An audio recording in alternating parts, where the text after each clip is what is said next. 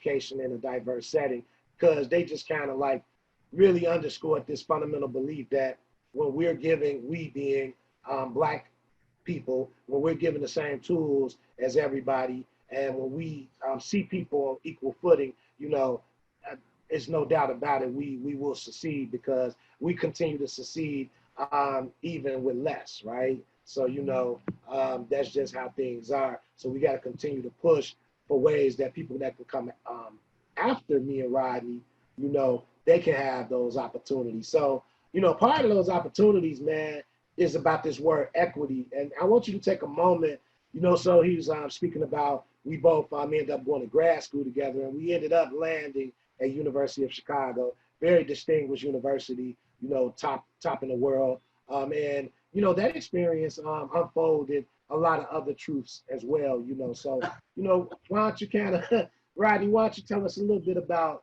what that space was like for you and your identity? Yeah, so first and foremost, big up to you and your family too, man. You know, y'all are a family full of ILLectuals, okay? A family full of them. Big up to my girl Smiley. Listen, man, you know, navigating that system was something different. We have to remember, okay? My mom came to Chicago at 16 years old. She never set foot in a high school. I was first generation, okay? I ended up being a McNair Scholar in undergrad. You know, I got accepted to like 6 master's programs, 6 of the best master's programs around the country. And so I grew up walking distance from the University of Chicago, okay? I grew up by Washington Park on the south side of Chicago. And, you know, we would walk through Hyde Park and go to the lakefront, kick it, chop it up, look for girls. People don't know, for people around the world don't know, can you explain Hyde Park and like Chicago, like that little area right there? Yeah. Well, Hyde Park is a middle to upper middle class, diverse neighborhood on the south side of Chicago, leaning on the border of the lakefront. You know, has the Museum of Science and Industry, the University of Chicago. You know, many prestigious people have lived there. Barack Obama, Louis Farrakhan, Ahmad Jamal, Muhammad Ali, and on and on. So it's a rich area. Well, I guess if you're from the hood, it's a rich area. If you're from the hood, it's a rich area. But we're gonna get into Hyde Park and Oak Park and some later episodes and make some comparisons, because I know you're from out west and you're bordering Oak Park, you know, which is very similar to Hyde Park. So, so my mom, you know, never went to high school. I was first generation. I ended up, you know, after basically being involved in the school to prison pipeline, I ended up going to school and becoming a scholar and got accepted to the University of Chicago. So I was accepted to all of these top tier universities. And I went to my mom, my family, anybody that I could think of. And I asked them, I was like, yo, have you ever known anybody to go there? Couldn't run across anybody that had went there. Couldn't run across anybody. And my mom lived on 53rd and Calumet for all of 50 years, okay? And so all of her friends and all of our family had never known anybody to go there. So that was a big deal, man. It was a big deal. So we ended up at the University of Chicago. Congratulations, man. Yeah, no doubt. So we ended up at the University of Chicago, man, and long story short, I become the president of the African American Student Association. Young Flizz and myself are both double masters. He doesn't like to acknowledge that at times, but we got to take ownership of our achievements. That's not true. Yeah. Yeah. So, you know, we both become double masters, and we're both carving out our academic and professional identities, right? And so, as the president of the African American Student Association, you know, we're running into microaggressions. Okay, let's just put it out there, bro. We're running into microaggressions. You know, I had a situation to where, you know, we set up a week of events for the African American grad students, but everybody on campus was invited, right? We did not need everybody on campus to be a part of the planning, right? We're more than capable of our own planning. So as a result, you know, we had some of our colleagues, some of our grad school colleagues who were not Black people, all right, that basically started to slander me. And the only way that I found out that they were slandering me on social media was through some of my Black colleagues. You remember that, Dan Flizz? Yeah, so I do remember, man. So like, listeners, you know, viewers, I want y'all to this is what I heard. What I heard was here's a distinguished brother who's gained significant personal power through achievement in the academic realm as well as just in life in general, right?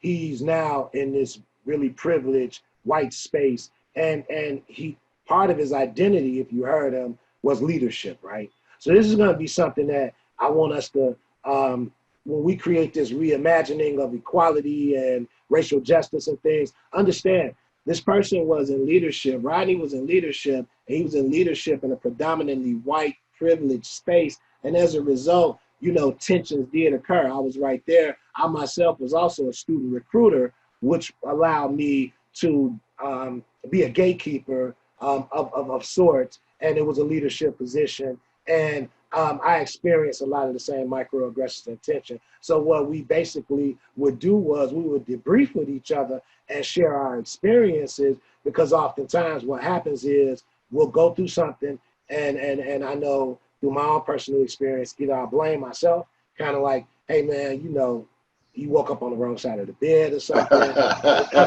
but the truth of the matter is, microaggressions can manifest in a way that can make one feel less than and inflate the space with more privilege, oftentimes people who are white, and to me it just creates a space of anti-Blackness. So what Rodney talked about, how one of the manifestations of microaggressions is spilled over into the social media space, right? So man, basically y'all, I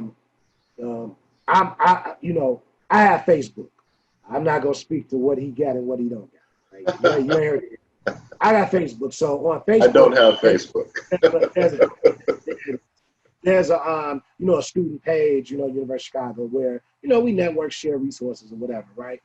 So on this particular day, man, I'm getting notifications, man, and basically there's some other students who are attacking and saying disparaging things about my mans, right? So man, we come too far to idly let someone's character get assassinated or things like that. So I did what any friend should do, right?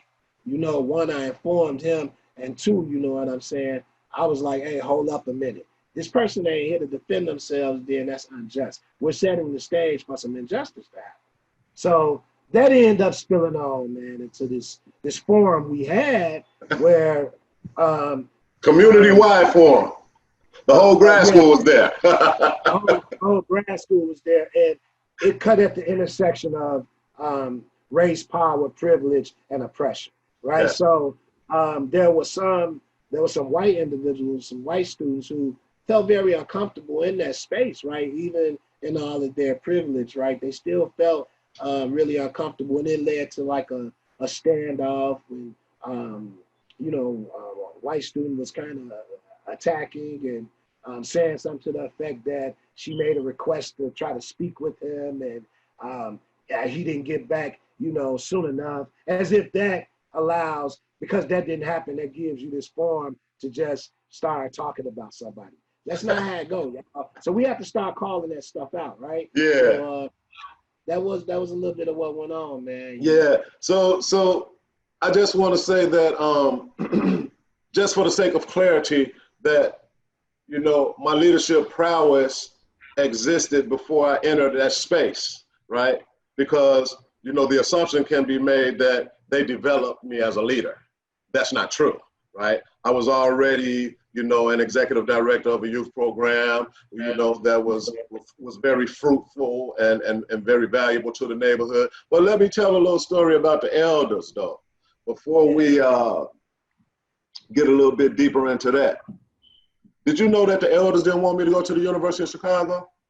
They did not want me to go there. I had a few elders within this forum that I went to, and these people like 70, 80, and 90 years old, and these were the people that basically raised me culturally, okay? And we had some people that got in my ass about the University of Chicago, bro. They did not want me to go there because of the school's history. And then you had another set of elders who were the majority who said, hold up, would you rather have somebody in that space of developmental elitism who's rooted in their culture, or would you rather have none of us in there and we don't know what's going on, okay? So long story short, I ended up there, and hey man, let's call it what it is. I was basically being Karen before Karening became popular.